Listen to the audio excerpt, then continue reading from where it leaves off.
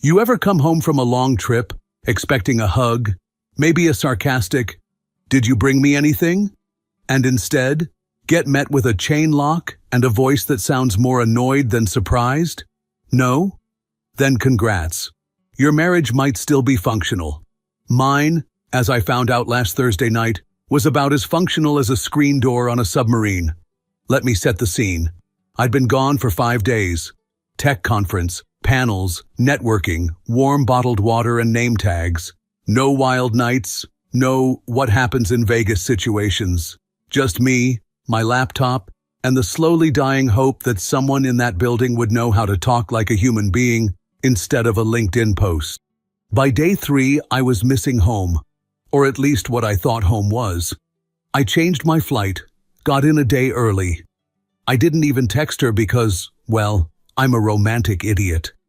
I thought maybe she'd be happy to see me, surprise her, bring her the little dumb souvenir I picked up in the airport, one of those overpriced candles that smells like pretentious wood. Anyway, I roll my suitcase down the hallway of our building, familiar cracks in the drywall. Elevator still smells like pizza. Home. I reach the door. I unlock it. Or rather, I try to. The deadbolt turns. But the door only opens an inch before. Clink. Chain. She chained the door. I stand there for a second, confused. This isn't the kind of neighborhood where we use the chain. We barely use the locks. But maybe she forgot it was on? Sure. That would be a logical, gentle explanation. Then I hear her voice, muffled, from inside. "Wait, shit, he's at the door. I gotta go." A beat, then her footsteps, then her voice, closer. "You're early." "No, hi, no, oh my God, you're home. Just, you're early." "Yeah," I say, trying to keep my tone light. "Surprise? Why didn't you text?" "Because I thought it might be cute to come home to my wife, not a chain and suspicion." There's a pause, not the good kind. "I'm in the middle of an important call. Can you give me like 30 minutes? "You're serious?" "Jesus, Lucas, I'm in the middle of something. Go, scroll your phone, take a walk, I don't care. Just stop standing there like a lost puppy." Ah, yes, the woman I married, queen of warm welcomes. This woman who, 3 years ago, used to send me 12 texts in a row if I didn't call from the airport, now needs space when I'm on the other side of our door holding a suitcase and a stupid candle. "You know it's almost midnight, right? I didn't think you'd be home yet, and clearly didn't want me to be." I hear her sigh, like I'm the one being unreasonable. Incredible. "It's not like that. I just need privacy for this call. It's sensitive. And not letting your husband into the house is your best option? Don't be dramatic." She really said that.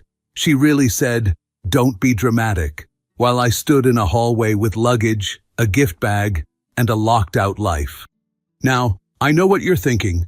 This is the part where I pound on the door, demand answers, yell something I'll regret, wake the neighbors, maybe even call her names. I'm not the kind that yells. I don't make scenes. I don't throw fists at locked doors. I do something worse. I remember. I let silence stretch until it chokes. I play calm like a weapon. She wanted space. Let's see how much she can handle when it's not on her terms. Let her sit there, ears pressed to the door, trying to guess where I went, who I'm with, and how long I'll be gone. I stepped back from the door. I looked at it, really looked at it. At the chain, at the apartment number, at the peephole she was definitely staring through like I was a package she didn't remember ordering. And I smiled. "Okay," I said. "That's it. No threats, no guilt, just okay." And I turned around and walked away. Not because I was hurt, not because I was angry, but because she had no idea where I was about to go. And if there's one person she hates more than being caught off guard, it's Celine. I didn't go far, didn't peel out of the parking lot, didn't cry in the car. I just walked back down to street level, pulled out my phone, and stared at it like it was holding a menu of bad ideas. Her name was already near the top. Celine. No emojis, no heart, just Celine, plain and deadly. I hadn't seen her in a while, Not because we drifted, but because my wife hated her existence with the kind of silent, burning loathing usually reserved for parking tickets and ex-boyfriends' new girlfriends. We still texted now and then, sent memes, birthday messages, the occasional, "Please tell me I'm not crazy," check-in. But real face-to-face? That stopped when I realized even mentioning Celine's name could derail an entire evening. Celine was my best friend in college. We met over a group project and a mutual hatred of everyone else in the group. Over time, she became one of those rare people who knows you better than they should and still answers your calls. The thing about Celine? She never lied to make me feel better. She just knew how to make the truth hit softer. My wife, of course, didn't believe that kind of woman existed. No man keeps a beautiful, funny female friend unless he's keeping her warm too? Right. Because men and women can't just connect without eventually grinding against each other in a broom closet. Got it. Anyway, I scrolled to her name, hovered for a second, and then called. She answered on the second ring. "Lucas? Wow, this must be the part where I owe someone $50. I need somewhere to not be stared at through a peephole. Let me guess. Locked door, cold voice, passive-aggressive chain. You win the 50. Get your ass over here." 20 minutes later, I was standing outside her place with a half-warm takeout coffee and a gift bag that suddenly felt like a punchline. She opened the door before I knocked, barefoot, flannel shorts, and a black oversized sweatshirt that said, "I told you so," in tiny white letters across the chest.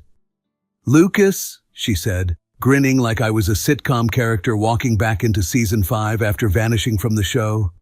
"Celine, you look like someone just explained your marriage using a PowerPoint titled, 'Why You Were Never the Problem, but Always the Blame.' Pretty close, honestly.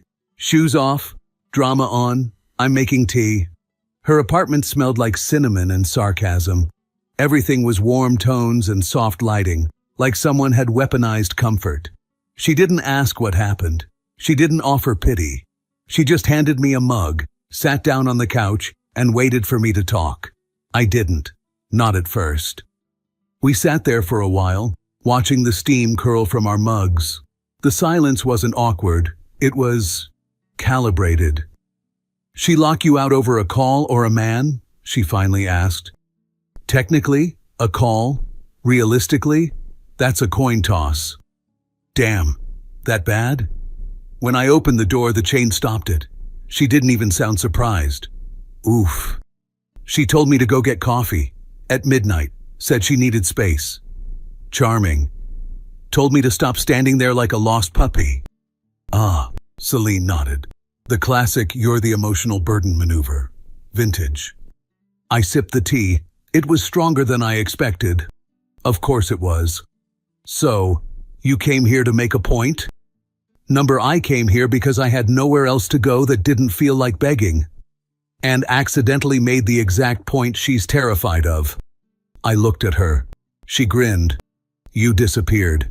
And if I know her, and I do, thanks to your past rants, she's already picturing you here, with me, laughing, drinking, plotting. We are doing 2 out of 3. Don't worry, I won't seduce you until you're legally single." I almost choked on my tea. She winked, then leaned back, looking at the ceiling. "Honestly, I think it's good. Let her feel uncertainty. You've been absorbing her moods for years. Let her taste not knowing for once. That's cruel. So is locking out your husband while whispering into a phone." I slept on her couch that night, not because I wanted to prove a point, but because for the first time in a while, I didn't feel like I was walking on eggshells in my own skin. There was no guilt, no game, just a couch, a blanket, and a quiet friend who knew how to light emotional Molotovs with her pinky finger and still offer you a place to crash. I fell asleep wondering if my wife was staring at her phone, checking her texts, pacing the living room. I hoped she was. I turned off my phone so I couldn't check it. I hoped she hated the silence. I woke up to the smell of coffee and the sound of Celine cursing at her French press, like it had personally offended her. "Good morning, emotional refugee," she said, sliding a mug onto the coffee table. You always this cheerful before 8 a.m.? Only when my friend shows up looking like a heartbroken houseplant and sleeps on my couch like it's a metaphor. I sat up, rubbed my eyes, blanket folded, pillow fluffed, no passive-aggressive notes taped to the fridge, just warmth and caffeine. I should probably head back. You sure? I was about to make waffles and unsolicited life advice. Tempting, but I need to look like I wasn't out all night. Lucas, she said, sitting down opposite me. You were out all night. That part's not changing. I know. But you can still choose the version of yourself you walk back in as. I took a sip of the coffee. It was exactly the right amount of bitter. You mean, do I go home with a tail between my legs or spine in my back? Exactly. And judging by the last 12 hours, I'd say your spine's finally waking up. She wasn't wrong. There was a version of me who would have spent all night outside that door, who would have texted, called, begged for a reason, who would have turned her mood into my guilt. That version didn't come home last night. The apartment was quiet when I got back. No chains this time. She was in the kitchen, hair in a bun, wearing one of those oversized t-shirts she only wears when she's pretending everything's fine. I could smell toast burning and hear the weather playing too loudly on her phone. Classic performance of look how normal I am. She turned when I entered, paused. Where were you? No. Good morning? No. You okay? Straight to interrogation. Out. All night? Mm-hmm. I tried calling you. The phone is dead. She blinked as if I'd misread the script. That's not like you. Maybe I'm trying something new. That shut her up for a second. I dropped my keys on the counter, casually, like it was just another Tuesday. So, that call last night. Did it go well? It was work. Midnight work. International client. Sounds urgent. She crossed her arms. Are you trying to start something? Number, I'm just observing. What are you implying? That a woman who locks her husband out of his own home shouldn't act so surprised when he doesn't sleep on the doormat. She looked away, jaw clenched. You spent the night with her, didn't you? There it is. You mean Celine? I knew it. Knew what? That I have a friend who doesn't slam doors in my face? You know how that makes me look. Oh, now you're worried about appearances.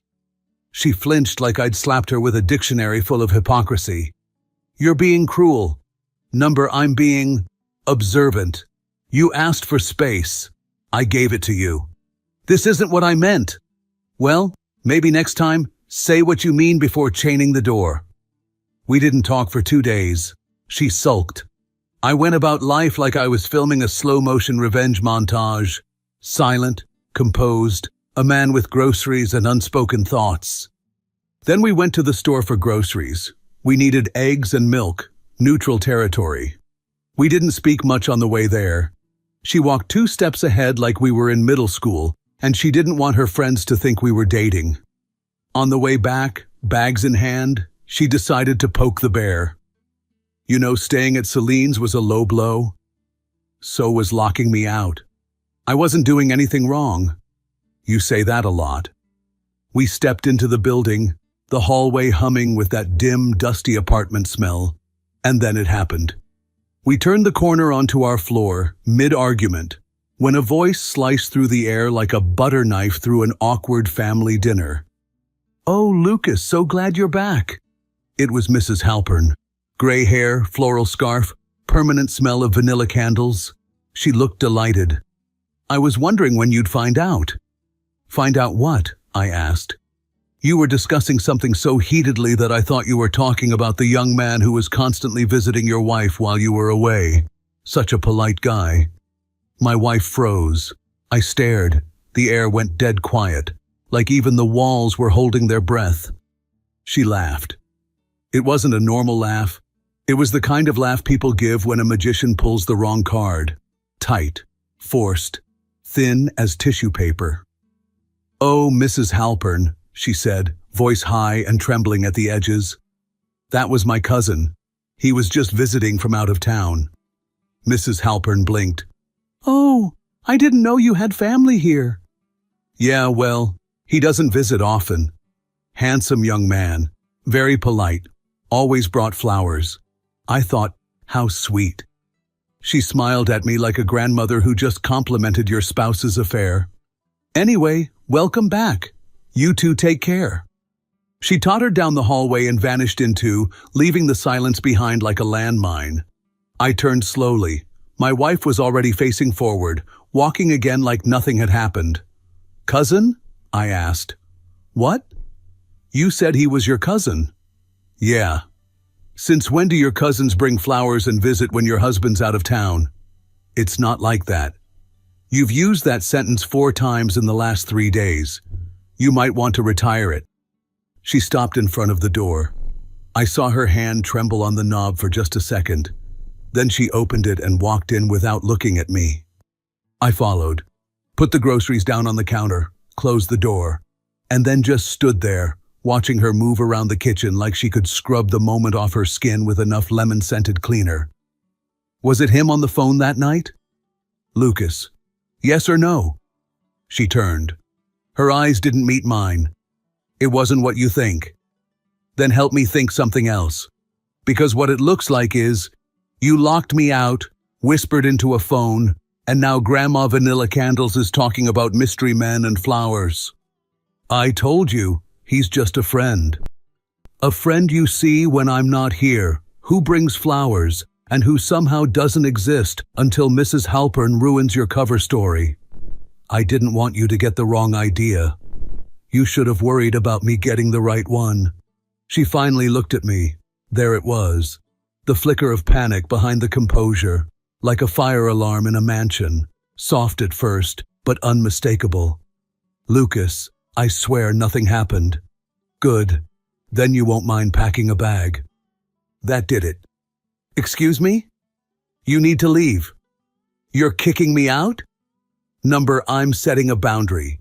You chose to treat me like a stranger outside my own door. Now I'm returning the favor, minus the chain.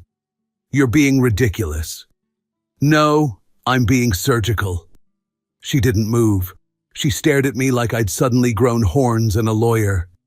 You're not serious. Deadly. Lucas, we can talk about this. We could have, before the chain, before the flowers, before the cousin. But now, I shrugged. Now I don't owe you conversation, just instructions. She scoffed, turned, stormed into the bedroom. Drawers opened, zippers buzzed, closet doors flung wide. 10 minutes later, she came out with a bag and a fury she barely contained behind her lips. This is insane. You're just jealous. Of what? Your imaginary cousin? Of the idea that someone else might treat me better. They might, I said, walking to the door and opening it wide. But they'll never get the pleasure of doing it while I pay the bills. She walked past me in silence. No goodbye, no last words, just the sound of her boots echoing down the hallway. Then the door closed, and for the first time in years, the apartment felt still, not cold, not hostile, just still. I poured a glass of water, sat down, and opened my laptop. Time to make a few changes. The silence was a different species now. It wasn't tense, it wasn't loaded, it just was. A clean, unfamiliar quiet. The kind that makes you realize how loud someone else's moods used to be. How their sighs and footsteps and slamming drawers filled up every corner of your mental space until you couldn't hear yourself think. Now, I could hear the hum of the fridge, the creak of the floorboards under my own weight, the click of my mouse as I opened a new browser tab labeled Divorce Attorneys Near Me. No, I didn't file anything right away. I wasn't rushing into revenge. I was preparing the foundation, because after years of being accused of overreacting, imagining things, and being too sensitive, I'd finally developed a taste for accuracy. I opened my note-taking app, typed one word at the top, timeline. I started filling it in. Thursday, returned home early, locked out. Midnight client call. Friday, no answers, cold silence. Saturday, grocery run incident. Cousin, Removal initiated. Eviction successful. Emotional fireworks pending. I wasn't journaling, I was documenting. I made coffee. I played music on the speakers without anyone saying, "Can you not?" I sat on the couch, alone, and realized I'd been lonelier with her for years. And then the phone lit up. "Celine, you alive or arrested?" I smiled. Typed back, "Alive. No cops. Only passive-aggressive ghost sounds and the smell of lemon-scented freedom. You kicked her out?" "Yup." "Damn. Remind me to buy you a welcome to the club mug." "What club is that?" "People who finally snapped and regret not doing it sooner. I'll take 2. The rest of the weekend passed in strange waves. Little moments kept tricking me, like muscle memory that hadn't updated its user manual. I reached for 2 mugs, paused at her side of the closet, caught myself expecting her towel on the rack. But it never came. The ghost of her routine still lingered, but it was fading fast. And with every inch of space she vacated, something else took its place. Me. "On Monday," she texted. "Can we talk?" No question mark. Just 3 words hanging in the void. I didn't respond immediately. I didn't want her to think I was waiting. I wasn't. 2 hours later, another one. I left some things. Still no punctuation. The tone of someone trying to sound casual while bleeding insecurity. This time I replied. I boxed up what I could, left it by the door. "Pick it up when you want." Nothing after that. No thanks, no apology, no attempt to explain, just digital silence. And honestly, I preferred it. The funny part? I thought it would feel like a bomb went off, but it didn't. It felt like a fire alarm finally stopped ringing. The real grief wasn't in the breakup. It was in the years I spent trying to make her happy, while she measured me against ghosts, cousins, and whatever imaginary version of me she thought she deserved. Now I just had a quiet apartment, an organized spice rack, and the slow return of a spine I thought I'd lost. 3 days of silence, no texts, no calls, not even a passive-aggressive playlist sent through Spotify. Then, on a Thursday afternoon, "Can we talk? Maybe dinner?" The audacity. I stared at the message like it was a phishing scam. Not, "I'm sorry," not, "I owe you the truth," just, "dinner." I waited an hour before replying, not because I needed time to think, but because I wanted her to know I wasn't waiting. "Sure, you pick the place." She chose some minimalist, overpriced farm-to-table spot downtown. Of course, because nothing screams genuine reconciliation like a $27 beet salad and exposed brick. I arrived 5 minutes early, ordered water, turned my phone to Do Not Disturb, took out the envelope from my jacket and slid it under my napkin, and waited. She walked in wearing the war paint of someone trying to look like she hasn't been crying all week. Perfect hair, too much perfume, smile stretched so wide I thought it might snap. "Hey," she said, sliding into the booth like this was a second date. "Hi." Waiter brought menus. She made a show of glancing at hers. I already knew I wasn't ordering. "You look better." "Divorce agrees with me." She flinched. "That's not funny." "It's a little funny. I didn't ask you here to fight." "Great. Then what did you ask me here for?" She exhaled through her nose. Always her move when she was about to perform sincerity. "I just think we let things get out of hand." We were both hurt. We both made mistakes. "Name mine." "What?" "Name the mistake I made. Just one." She blinked. "You walked out. You didn't give me a chance to explain." "Ah, right. You locked me out. Whispered to some guy on the phone, lied about cousins and flowers, and I was the one who ran." "You know it wasn't like that." "Then tell me what it was like. Enlighten me." "He was a friend. He came by to help fix the thermostat." "The thermostat?" "Yes. Must have been broken a lot, considering how many times he came over." "Don't do that." "Do what?" "That tone." "You mean the tone I use when I know I'm being lied to?" "Yeah, sorry. It's a new one I'm trying." She pushed her menu aside. You know I didn't sleep with him. Great. So your defense is, I only emotionally betrayed you while physically flirting with someone else in our home behind your back. Strong case. Lucas. No. Let me finish. I leaned forward. You didn't just break trust, you set it on fire and roasted marshmallows over it. That's not fair. What was fair? The part where I stood in the hallway like a delivery man? Or the part where your elderly neighbor knew more about your social life than I did? She crossed her arms. You went to Celine's. You slept at another woman's place. I slept. On a couch. Fully clothed. After I was not allowed into my own house. And you know what the difference is between you and me? What? I told the truth. Her face cracked. Just slightly. Like a windshield hit by a stone. So what now? We just give up?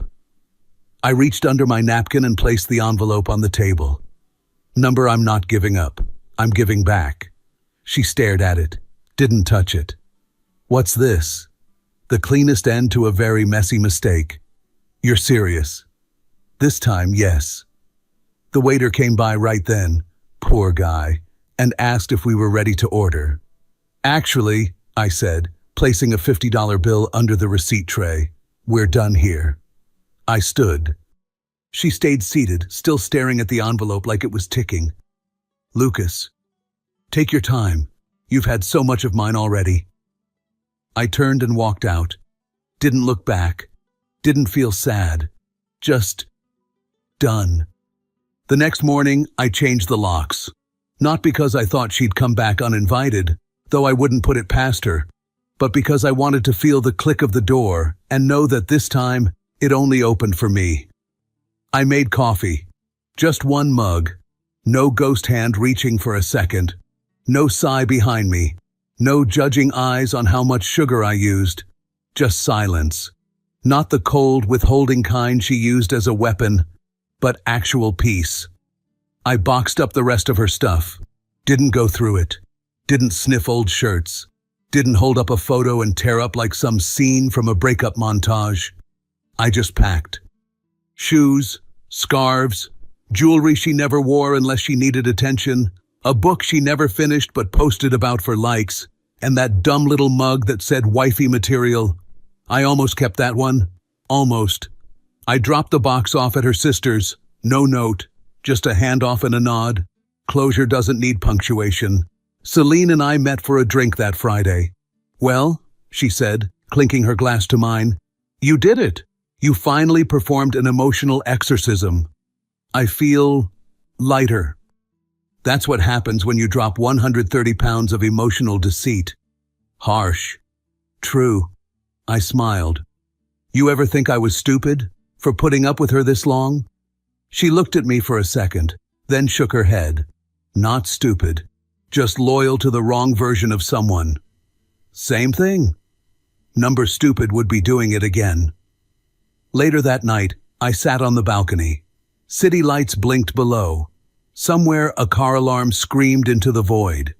And for the first time in a long time, I didn't feel like I was waiting. Not waiting for an apology. Not waiting for her to change. Not waiting to be chosen.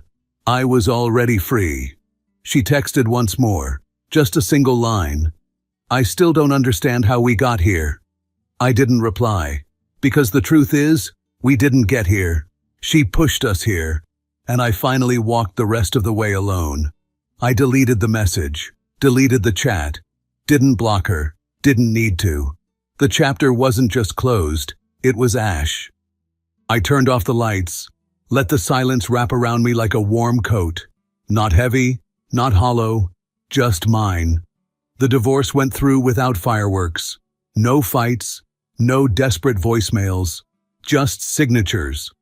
A few weeks later, I found out, not because I was looking, but because the world has a funny way of dropping things in your lap when you stop caring. I ran into her coworker at a gas station. He looked uncomfortable, fidgety, then blurted out, "Hey, I heard she's living with that guy now. The, thermostat friend?" I just nodded, smiled. "Good. I hope the heating works." That was it. No gut punch, no spiral, no angry playlist on the drive home. Just a reminder that some people build their next chapter out of the same lies that ruined the last one. Me? I bought a used motorcycle, started sleeping through the night again, stopped checking my phone when I woke up. I don't hate her. I don't wish her pain. But I do hope that every time she passes our old door, she remembers the man she thought she could outplay. And I hope he remembers how quietly I walked away, while holding every card she never knew I had.